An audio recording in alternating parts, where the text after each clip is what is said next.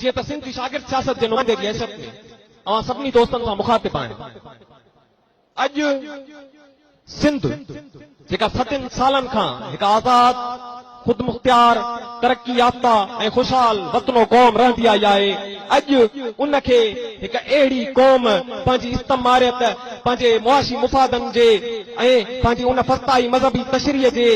बंदूक जे ज़ोर ते गुलाम बणायूं वेठल आहे, जेके बज़ाते खुद न ई पंहिंजे कल्चर बचाइण में कॾहिं कामयाब रहिया, जिन खे न ई कॾहिं पंहिंजी ॿोलीअ सां को प्यार रहियो, जिन हमेशा उभरंदे सिज जी सलामी कई। इहे उहे पंजाबी जिन जो वजूद हिते इन नंढे खंड में तहज़ीब फारस जे अचण खां पोइ मिले थो, छाकाणि जो खुद लफ़्ज़ पंजाब फारसी ज़बान जो लफ़्ज़ आहे ऐं हिन पाकिस्तान जे वजूद में अचण खां पोइ त ही जेके पाकिस्तानी मुस्लमान पंजाबी आहिनि उहे त पंहिंजे उन पंजाब 5 दरियाउनि खे बि कोन बचाए सघिया। अॼोको हाणोको जेको पाकिस्तान अंदरि मौजूद पंजाब आहे उहो फ़क़ति फ़क़ति 4 नदियुनि ते मुश्तमिल आहे। इन जे करे वधीक मौज़ून आहे त पाकिस्तान वारे पंजाब खे पंजाब न पर 4 आब चयो वञे। इहो फ़क़ति आउं नथो चवां, पर इहो कामरेड हैदर बख्श जतोईअ जो धरती मुंहिंजी माउ किताब रड़ियूं करे अॼु चई रहियो आहे।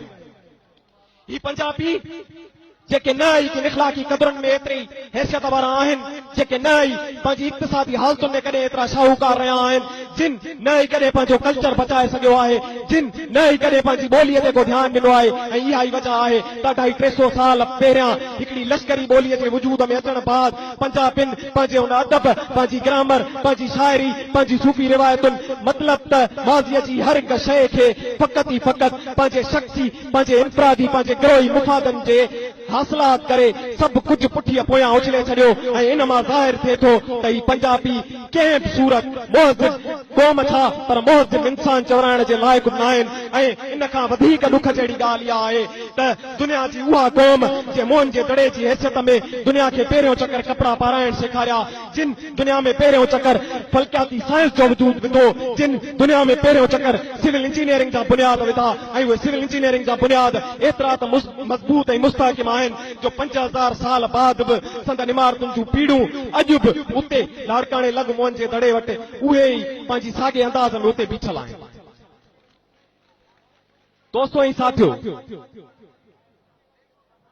असां फ़क़ति उन 5000 साल पुराणी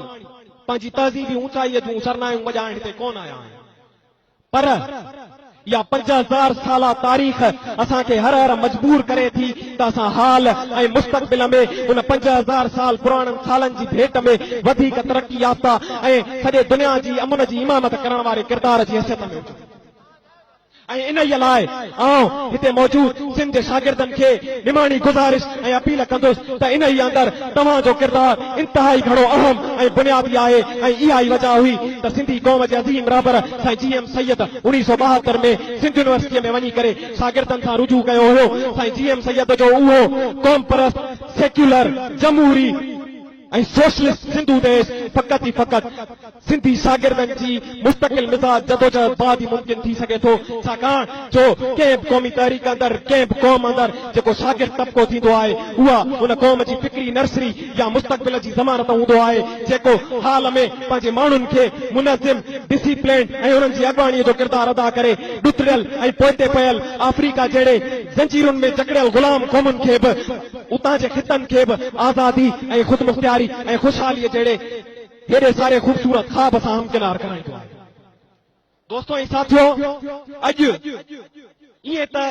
सिंध जे जंहिं बि पासे ते नज़र विझबी त सिंध जी ग़ुलामी रड़ियूं करे पंहिंजे हुजण जा उञाण ॿुधाईंदी। अॼु असांजी इक़्तिसादियात हुजे, असांजी सियासत हुजे, उहा जाग्राफियाई हुजे, उहे इख़लाक़ी क़दर हुजनि, उहे असांजूं पुराणियूं मज़हबी रवायतूं हुजनि, मतलब त सिंध जे हर हिकु उहो जुज़ जेको असांजी क़ौमी गैरत, असांजी क़ौमी क़दामत ऐं असांजी हेॾे सारे क़ौमी कद काठ खे ज़ाहिर करे थो। अॼु पंजाबी उन्हनि समूरनि शयुनि खे ख़ासि करे ऐं उहो पंजाबी जेको इक़बाल जी फस्ता इस्लामी तशरीह जो पोइ लॻाए, जेको औलाद आहे रंजीत सिंह ऐं मोहम्मद बिन कासिम जहिड़े हरामी लुटेरनि जो, उहो अॼु असां जहिड़े हेॾे सारे मुहज़िब क़ौम जे हर हिकु पासे ते वार करे पियो। असां कतई तौर के नसुल परस्त न आहियूं, असांखे दुनिया जो हर हिकु इंसान ओतिरो ई मोहतरम ऐं मोतबर आहे जेतिरो असांखे पंहिंजी क़ौम जो फर्द पर ही पंजाबी न फ़क़त असां ते पंहिंजो नस्ली ॾाढ विहारणु चाहिनि था, पर ही त असांखे सियासी इक़्तिसादी ऐं जाग्राफी हवाले सां पंहिंजे ई ख़िते ते रेड इंडियन जहिड़ी कंडीशन में मुब्तला करे असांखे समुंड भेड़ो करे असांजे तेल गैस कोयले असांजे समूरी धरतीअ जे इंच इंच खे पंहिंजे कम जे लाइ ऐं पंहिंजी उन जेकी हवस आहे, जेकी इक़्तिसादी हवस आहे, फ़क़ति उनखे पूरो करण जे लाइ इस्तेमालु करे रहिया आहिनि। ऐं अॼु उन हवस खे पूरो करण जे लाइ ही हिन नंढे खंड अंदर माज़ी अंदर सोशलिस्ट हुजण जूं दावाऊं कंदड़ चाइना जहिड़ो मुल्क अॼु हिन मज़हबी इंतहा पसंद ऐं फंडामेंटलिस्ट क़िस्म जी रियासत सां ॾिठु लॻो बीठो आहे, जेको उते पंहिंजे ख़िते अंदर ज़िंगियांग ऐं तिब्बत जहिड़ी क़ौमुनि खे ग़ुलाम कयूं वेठो आहे। ऐं उहो साॻियो चाइना हिते पाकिस्तान अंदर सिंधियुनि ऐं बलोचनि जे क़ौमी इस्तेहसाल लाइ हिन मज़हबी इंतहा पसंद आर्मी ऐं उनजे अस्करी इदारनि ISI MI ऐं ॿियनि खे मुकमल मिलिट्री ऐं इक़्तिसादी मदद फराहम करे रहियो आहे। ऐं इहा मदद यकीनन न फ़क़ति सिंध जे क़ौमी वजूद लाइ वॾो ख़तरो आहे, पर समूरे अक़वाम आलम जे लाइ हिकिड़े वॾे ख़तरे जी घंटी आहे। इन जे लाइ अर्ज़ु कंदुसि सिंध जे उन्हनि शागिर्दनि खे जेके अॼु सिंध जे वॾनि तालीमी इदारनि अंदरि तालीम पिराए रहिया आहिनि, मुंहिंजा शागिर्द भाइरो, मुंहिंजा दोस्तो ऐं साथियो, अवां मुस्तक़बिल आहियो सुभाणे जी सिंध जा, अवां सुभाणे जी उहा सिंध आहियो जंहिंखे न फ़क़ति हिते पर समूरी दुनिया सुञाणींदी। ऐं तव्हां मां याद तो लॻायो वेंदो त सिंध कीअं आहे, सिंध कहिड़ी आहे। इन जे करे अवां खे हाल में पंहिंजे हिन ॾुतड़ियल गुलाम मिसकीन ऐं मज़लूम बणायल क़ौम जी फिक्री ऐं सियासी तरबियत करणी आहे। न फ़क़ति फिक्री ऐं सियासी तरबियत करणी आहे, पर उन फिक्री ऐं सियासी तरबियत सां संदन अॻवाणीअ जो किरदारु अदा करणो आहे, संदन खे मुनज़िम बि करणो आहे। ऐं आउं इन सां गॾोगॾु गुज़ारिश कंदुसि उन्हनि समूरनि वालिदैन खे जेके क़ौमी फिक्र सां सलाड़ियल आहिनि ऐं जेके क़ौमी दर्द रखंदे अॼु हिन सन जी अज़ीम धरतीअ ते पहुता आहिनि, त मुंहिंजा वॾड़ू, मुंहिंजूं अमड़ियूं उहे जेके पंहिंजे औलाद खे तालीमी इदारनि अंदरि सियासी अमल बाबति शायदि घणो उत्साही थी न रहियूं आहिनि, या असांजे समाज अंदरि रियासती प्रोपेगेंडा जे करे शागिर्द सियासत बाबति जेके बि मनफ़ी लाड़ा मौजूद आहिनि, असां तव्हां आॾो या दावा करे चऊं था त अॼु बि GS स्टूडेंट फेडरेशन उन्हनि सभिनी मनफ़ी लाड़नि खे ख़तम करण जे लाइ पंहिंजे चेयरमैन हफ़ीज़ पीरज़ादो जी हैसियत में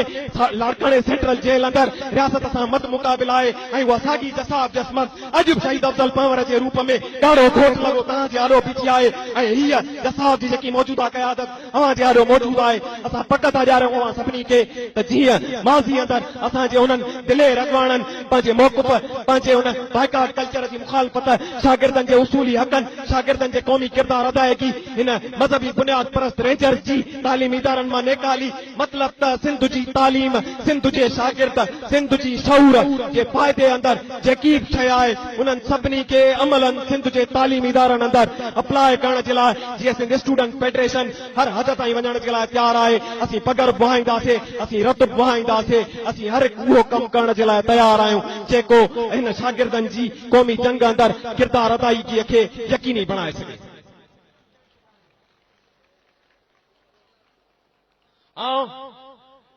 सिंध जे उस्तादनि सां मुखातिब थींदे खेनि गुज़ारिश कंदुसि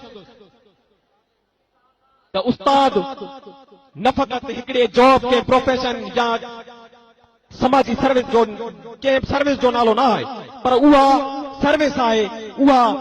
नौकरी आहे हिन समाज जे ईंदड़ शऊर खे वधीक शऊर याफ़्ता ऐं तरीक़ेकार सां मुनज़िम करण जो। इन करे सिंध जे उस्तादनि जो इंतहा अहम किरदार आहे सिंध जे शागिर्दनि जे हर क़िस्म जी इख़लाक़ी, नज़रियाती, सियासी ऐं जेकी तालीमी अहलियत आहे उनखे वधाइण जे लाइ। इन जे करे सिंध जे शागिर्दनि खे हाल में ई पंहिंजो किरदार अदा करणो पवंदो। ऐं संदन खां वधीक तक़ाज़ा कयां ई कोन थो। ऐं फ़क़ति उन्हनि खे इहा गुज़ारिश थो कयां त जिते बि तालीम, जिते बि तव्हांजे आॾो के बि शागिर्द वेठा आहिनि उन्हनि खे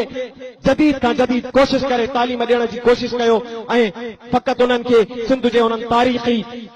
तारीख़ी ऊंचाइनि खां वाक़ुफ़ करायो, छाकाणि जो असांजो माज़ी एतिरो शाहूकार रहियो आहे जो उन्हीअ जी फ़क़ति ॼाण हासिल करण खां पोइ अहिड़े बदहाल हाल में रहण केर बि ग़ैरतमंद पसंदि करे ई कोन थो सघे। इन्हीअ जे करे सिंध जो शागिर्द जॾहिं सिंध जी तारीख़ पैगाम लतीफ़ ऐं जीएम सैयद जे अमुने आलम तरक़ी बनी आदम इत्तेहाद इंसानी ऐं आज़ादी अक़वाम वारे नज़रे सां हमकिनार थींदो पंहिंजे ज़हन खे उन सां आरास्ता कंदो त यकीनन ही पाकिस्तान टके जी रियासत आहे जेका बंगाली शागिर्दनि जी हिन जदोजहद जे करे 73 में टुकड़ा थी वई। ही पाकिस्तान का मतलब ला इलाहा इल्लल्लाह करण वारा ॼाणनि ई कोन था त बज़ाते ख़ुद ख़ुदा अलाह या अहिड़ियूं शयूं थींदियूं आहिनि। हिननि जो मज़हब इक़बाल जी उन 40 में पेश कयल हिकु जदीद इस्लाम जो आहे। ही त हुन इस्लाम समेत दुनिया जे कंहिं बि हक़ीक़ी मज़हब जे रूह खां वाक़ुफ़ ई न आहिनि। ही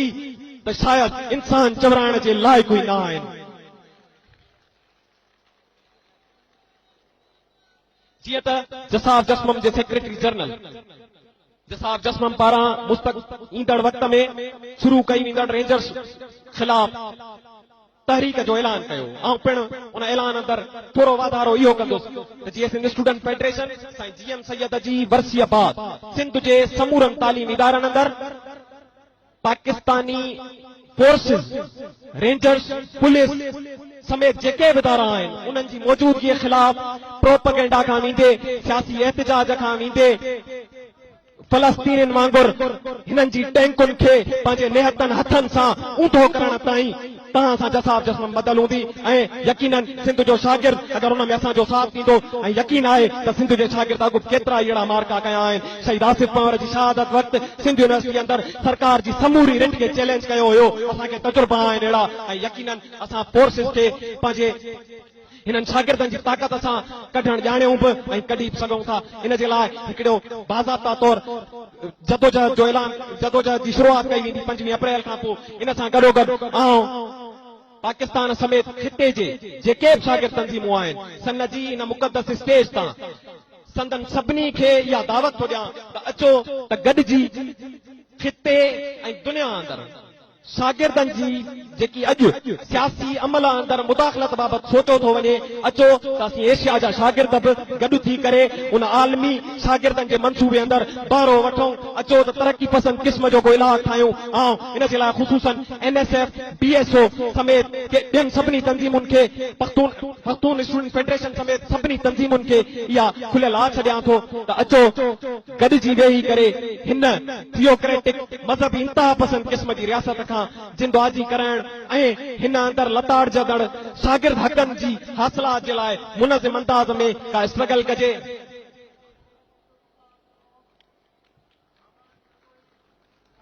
At last,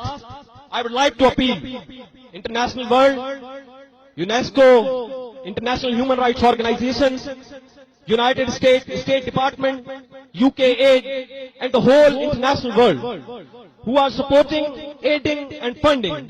this theocratic state, Pakistan, in the sector of education. We as a secular students of Sindh appeals and informs you that this theocratic state is using the power, is using the money, the funds, the aids provided by international world to flourish religious extremism here. This theocratic state is totally involved in human rights violations of students. Till today, a large number of rangers and other paramilitary forces are permanently in our educational institutes. We are being killed. Our syllabus, our curriculum, our educational system, and each and everything which is connected to the students is being exploited by this fundamentalist theocratic state of Pakistan. For this reason, I appeal as a representative of students of Sindh to stop immediately funding and aiding Pakistan's government in the sector of education, and also to every human rights organization to take the severe notice of killings of political students, abductions of political students, and the presence of rangers and other paramilitary forces in our educational institutes. आखिर में सभिनी दोस्तनि खां भिटाईअ जी इन्हनि सिटुनि में ई मोकिलाईंदुसि त ढाल ढड़को पाग पड़को कुंद कड़को मांझी जिद मरन अल्लाह शहजादन सोबू ॾींहं सचा धणी। सभिनी दोस्तनि जी महिरबानी। जीअं सिंधु देश।